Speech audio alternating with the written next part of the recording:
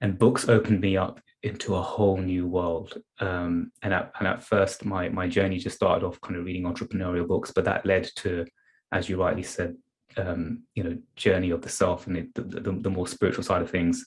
And that's where my journey began.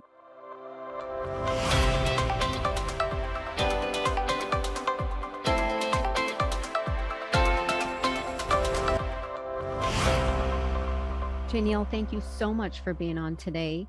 You are a life and leadership coach based in London. You were an unfulfilled pharmacist until Hmm. you recognized that mastering life requires mastering self. Mm. And that's such a important education, right? And an education that you and I both agree we never get Mm. in formal systems of education. So I'd love it if we can start out by just having you tell us your story, your path that got you to this conviction, to this realization. Yeah. So I guess as you mentioned, I studied pharmacy, and I found myself in the consulting industry here in London. So I was, 24 years old in I think around 2013 ish. And I had made it, whatever I set my mind to from a young age of academia. I made the position that I wanted to be in. I was, earning very good money in a London job. Externally, everything, would have looked really well, making good money in a great job, and made it for post university, all that kind of stuff. And then there were times when, well, there was, a number of occasions where I kind of found myself looking out the window of this sky rise in London, gloomy sky, thinking, oh my God, like, is this it for my life? Like, something wasn't feeling right. I couldn't express it properly, but now I look back at it, and it felt like I had gel bars across my chest.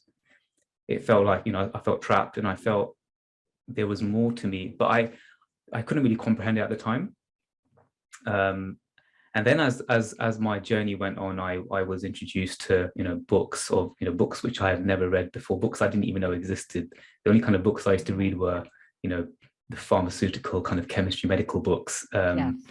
And books opened me up into a whole new world. And at first, my journey just started off kind of reading entrepreneurial books, but that led to, as you rightly said, journey of the self and the more spiritual side of things.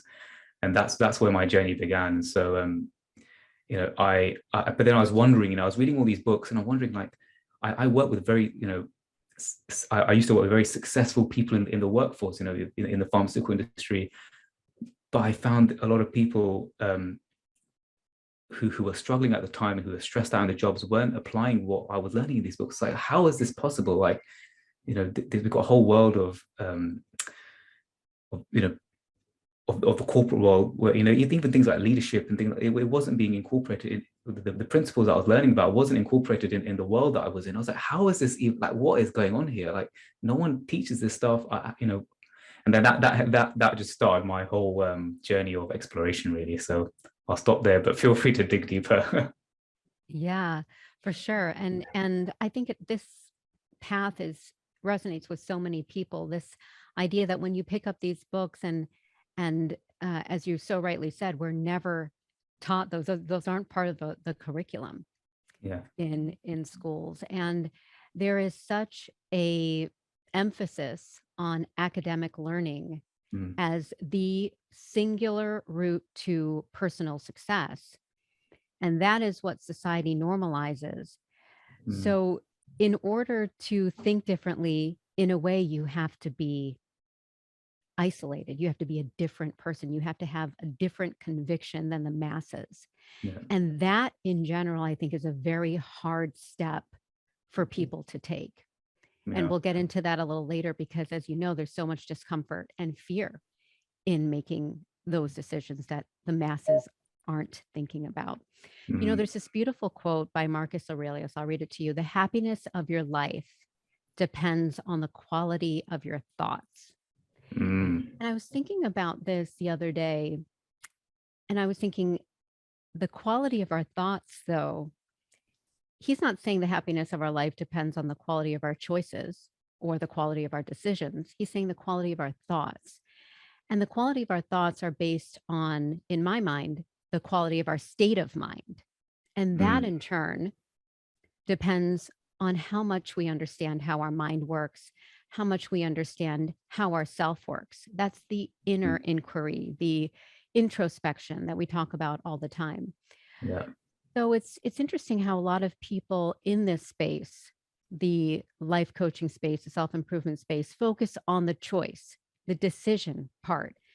Mm, But underneath that, there's a full chain of events that create your ability to make good choices. We can't make good choices without all of those other things coming into play, right?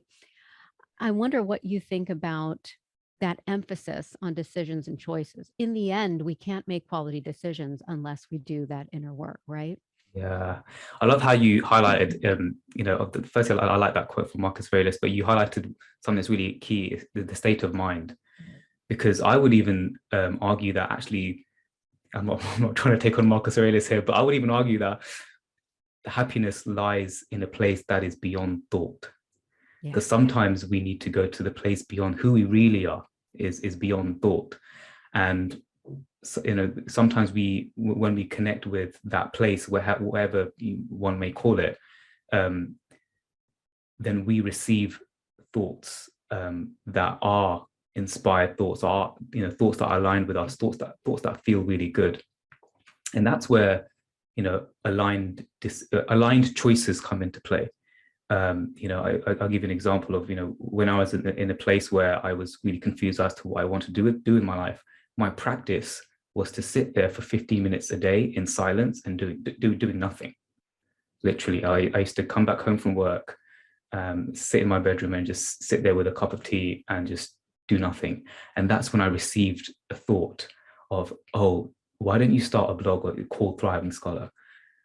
Or something like that. And the more and that's still a daily practice of mine. So I received a thought when I was aligned in a place or connected to a place beyond my usual thinking. And I think in the workplace where there are many instances where you see owners of like hedge funds and very kind of high kind of people in kind of top positions, CEOs, etc., where they have a daily practice of being in silence. Why do they do that? Because that's where that's where the best decisions come into play.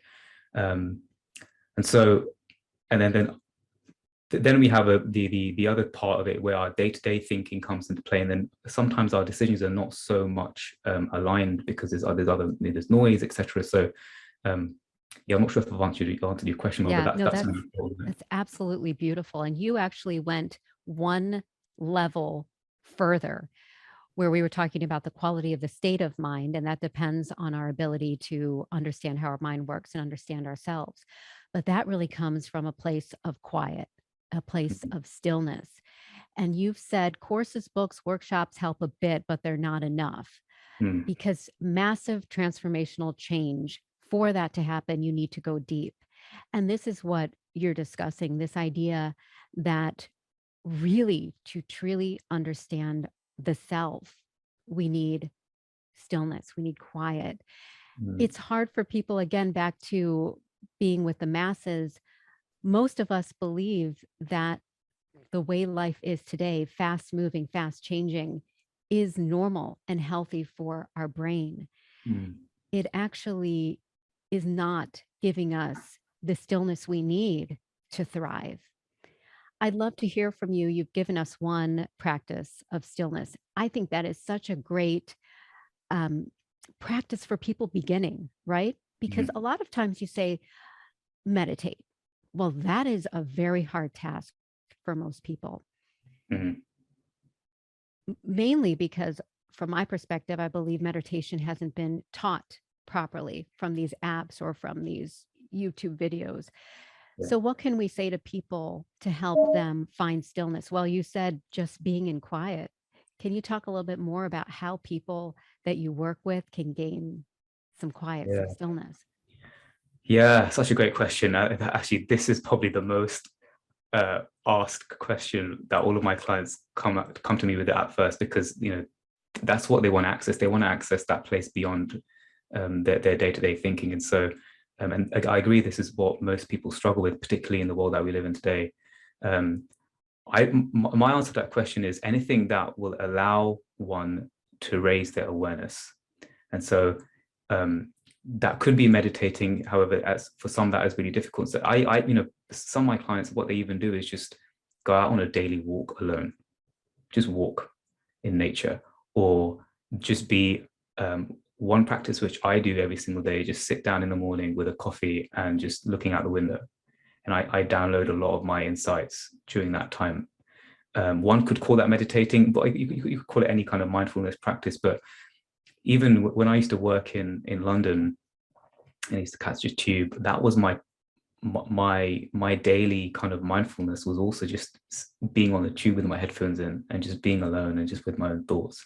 And what was that doing for me? That was just raising my awareness to what's going on in my mind, not attaching myself to my thinking, but observing it, being in a place where I'm observing my thoughts. I'm not one with my thoughts, but I'm observing it and just creating the space for myself, the mental space to slow down. And that because it's not, there's so many different tools and stuff out there, and it's very easy to get caught up in, especially in this personal development space that we're in. It's, there's tools and tactics and all these different strategies, and it can be quite overwhelming. And so for me, it's just, anything that will help me slow my mind. And for some people, that may be playing a type of sport and just being kind of more mindful of what they're doing, being really present. And then, so that's what I'd say to that, really. It's just raising awareness, being present, and allowing yourself to detach from your thoughts. Not so much change your thinking as well. I love that. I love especially taking a walk. It's so underrated.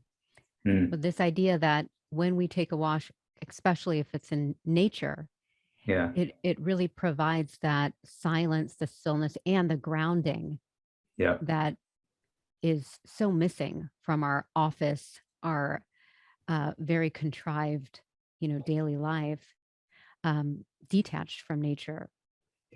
There's a beautiful set of rules from spiritual leader Sri Ravi Shankar. And these are rules that he gives in order to meditate more deeply. And he says the first thing is tell yourself, I am nothing. I am nothing. I'm not a pharmacist. I'm not a coach. I'm not a lawyer. I'm not a hedge fund manager. I'm not a trader. I'm not a cryptocurrency person. I'm nothing. And the second thing he says is, I want nothing. Because a lot of times we're obsessed with wanting and craving. And that's where our mind is always telling us to go, is want, want, want. So to tell ourselves, I want nothing, that also gives you that release. And the third thing is do nothing. So while you're trying to meditate, don't give effort. Don't try to do anything. It's really about doing nothing. And when I learned that, my meditation practice transformed. So just thinking about these three things I wanted to share. I love that. I love how you said that last point about not doing. I love that, because it's more about being. It's more about being over doing. It's more about. I love how you said I am nothing as well, because we are nothing. It's we are, who we are is nothing, but we put meaning on who we are. We're trying to we have this self-image of us that we're trying to protect. And really it's all made up. It's a story we're living in our own heads about the world outside of us as well as the world within us. And so I love how you stated that. I am nothing, which is true. Beautiful. I want to also touch on now your discussions in the past with people in the pharmaceutical industry and other industries who have changed careers like you have. And for so many people, and this can happen to a lawyer who wants to go into an NGO or be an entrepreneur and sell children's books. This can be for anyone who has had rigorous academic training in a certain field and then wants to transition to something so foreign to that education. That in and of itself is an incredibly hard, scary process. And I know that you've been through it, and I'd love to delve a little deeper for people who are still on the fence, who are still thinking about this. This is an incredibly important uh, topic for people who want to thrive in life, because there are people who never have the courage to change. And I talked about this with Dr. Rebecca Heiss in a previous interview, and she said it so beautifully. She said, dying with a mask on. You're wearing this mask your whole life. Wow, that's And a lot powerful. of people die with it on. But if you can take your mask off and live the life you want to live, that's Mm, true liberation. And I think going into some of these fears that people have, they have this fear of being in identifying with something that's not socially acceptable anymore. mm, That is so scary. And the yeah, fear of losing their identity, yeah, the what they believe they are, that is really hard for people. yeah.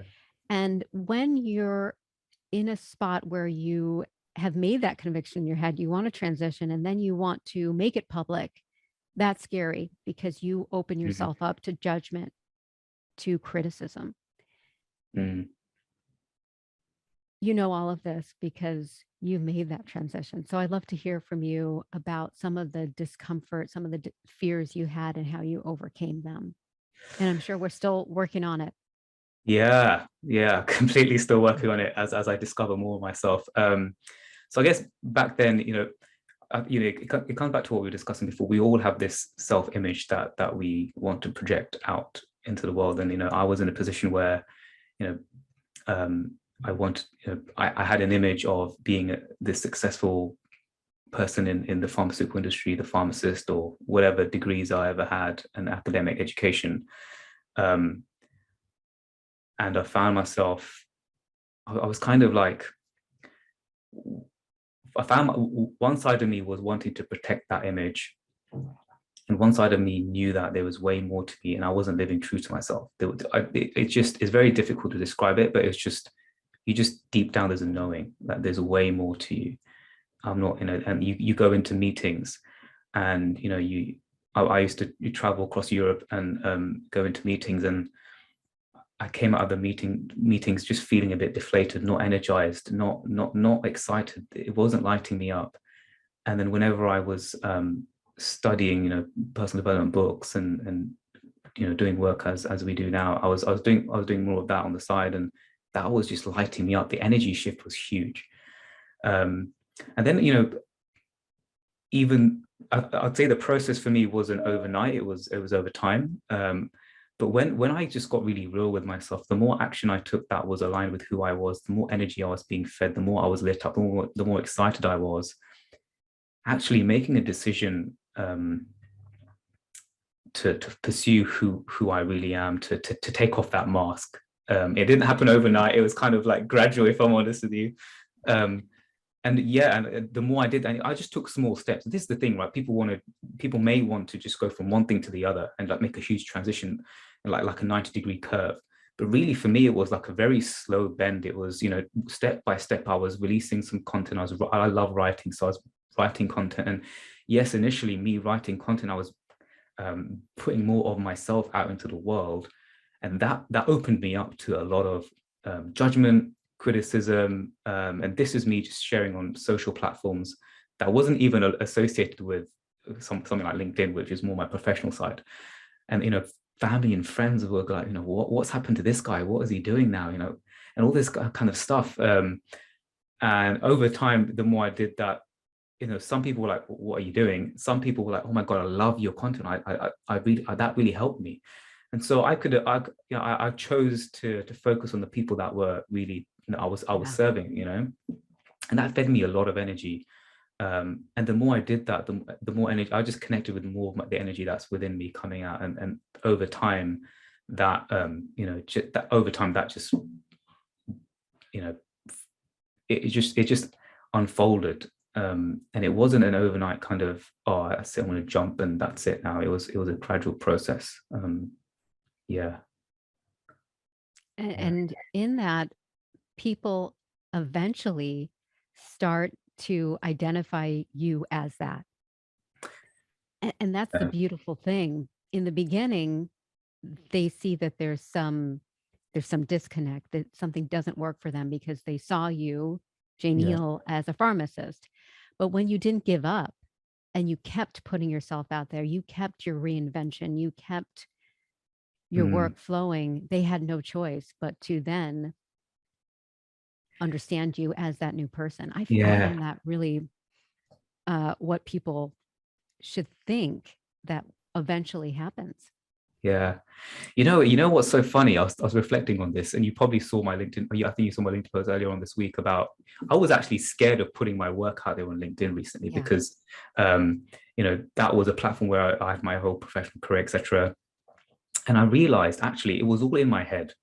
Like it was my own self-image that I wanted to protect. I was the one who was holding myself back. Really, when I accept myself for who I am, when I put myself out there into the world with conviction, with just sharing this energy that I am, I people will see you for who you really are. I'm the one who's protecting the self-image, right? It's my own self-image in my own head, and so who I really am now in their eyes is it's what they see of me, and that's really none of my business. But also, the more I put myself out there with conviction, and I believe in myself, they will start then believing in me. you know. And funnily enough, me putting myself out there on LinkedIn, I was worried about what my former colleagues were going to think and all this kind of stuff. But the energy within me was just bubbling up to share my content. And what happened was completely crazy. Is that the people that I thought would judge me or kind of see that this guy's what is he doing actually became my clients. They were the ones that were like oh my god, Jane, what you're doing is amazing. Like, and I started working with people, all kinds of people that I met on LinkedIn. And it's just I was the one. It was me. I was the one holding myself back. It was this own self-image that I thought was, I was trying to protect. But the more I just took off that mask, and it's freeing. That's so powerful and beautifully said. And I love how you mentioned it's none of my business what other people think. Yeah. I I think that is such important information for people Mm. to internalize. It's Yeah. really not our business what others' opinions are. And that Yeah. is in and of itself incredibly liberating. Yeah. You had a beautiful way of talking about gratitude. And you set it up quite well. You said there's so much talk about gratitude. It has become sort of a trend or a buzzword in this space. And you delved deeper to think about what gratitude means to you. And you said, I've started to practice seeing the world like I'm an alien on holiday on Earth. I loved that. Practicing it as if you are brand new to this world, this beautiful world that we live in. Can you tell us a little bit about how you started seeing things anew and how wonders manifested daily in your life, likely from thinking this way? Yeah. Well, yeah, this is transformational for me actually. This is something which I was discussing with one of my coaches earlier on this year about, the energy of appreciation is the closest energy to who we really are, which is love. And the more I see the more I just thought, let me just have an experiment. Like, let me just every single time I find myself getting caught up in my own thinking, let me see if I can, see my see the world through source energy, or see the world through and being an alien. And so um just that for me, that was just appreciating everything. Like, oh my god, I'm speaking to you. I've got this laptop, I've got this device, which is, it says a MacBook Pro here, and I'm speaking to Pooja, who's on the west coast of the US. How is this even happening? What are these things that we're speaking? Like, what are these microphones? It picks up my voice. Oh my god! Like, how incredible is this? And so, I'm a huge follower of Abraham Hicks' work, and what that is doing for me is decreasing any kind of resistance. It decreases Mm. resistance thinking. And from an energetic perspective, the more I decrease resistance, the more I appreciate. I'm in such a higher vibration.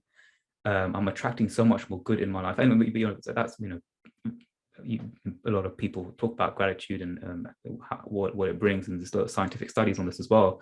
But I just found it even really fun. Like, it's just, it improves your state of, like, I was going on a walk and I was like, oh my God, this squirrel is going up this tree, and my dog was trying to chase it. I was like, how amazing is that? They just were seeing each other, and like, things which I would have easily ignored when Yeah. I was, if I was walking, thinking about the next meeting I had. And it goes back to what you were saying before about becoming present. And what I found with that is, not only was I in a better state of mind, but insights came, coming back to that going to that place beyond our thinking. Insights come, ideas come, inspiration comes. I was able to write, and business ideas come. It's just, I'm just in a place of flow in that way. That's so beautiful. And I love how you connected gratitude with presence. And we were talking Mhm. earlier in this conversation about what are some tools and tips to bring more presence to our life? Gratitude is one of them. Thank Yeah, you for sharing that. That is a wonderful, easy, quick way to tap into presence, is just to look outside and be grateful for a sunny day, be yeah, grateful for the birds chirping. And that is us connecting. It's beautiful. Thank you so much. yeah. One of the last things I want to talk about is the difference between men and women when it comes to how we think about ourselves in this socially constructed world. There are so many different pressures that we go through because of societal norms, cultural norms. You said so beautifully, and I'm going to read you another quote that you've said: "The real man is he who can look himself in the mirror and be proud, at peace, and happy with the man that's looking back at him." And I saw that on one of your posts, and I thought, how beautiful and how incredibly powerful and brave it is for you to define yourself and value yourself in those ways: being happy, being peaceful. That Mm, is your definition of being a thriving man in this world. mm. I'd love Yeah, for you to extend on this. yeah, yeah. I think I mean, I might be generalizing here, but as men, we have obviously a lot of masculine energy, and I found myself in a position where, um, you know, I thought being a man was the man who's able to provide and make a lot of money and drink alcohol, and I've definitely drunk a lot of alcohol in the past, where I thought, oh, I'm going to be more of a man if I drunk more. Um, and I think I came to a point in my life where the more I connected with myself, the more I was connecting with what's true for me. I was letting go of, I gave up meat, because that was just what felt right for me, and I gave up alcohol. And there was a lot of people in my world who were like, oh, come on, man up, and I was like thinking, you know society has this definition of a man, um, and so what is that again? Is what the story that we've been telling ourselves about what a man really is. And so, um, and the more I just lived true to myself, the more I started having conversations with men who actually were very successful in the world, but found themselves lacking the inner peace. Fathers who weren't present with playing with their sons and their daughters. Um, Men who wanted the courage to say no to that alcohol, or say no to that beer when they go out with their friends, and be like, I've got a meeting tomorrow, or I'm looking after myself right now. And it's a real struggle. It's a real struggle, as a man, to do that.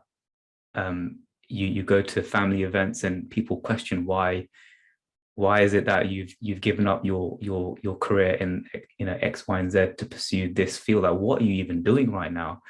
And they question whether you're going to be able to provide for your family.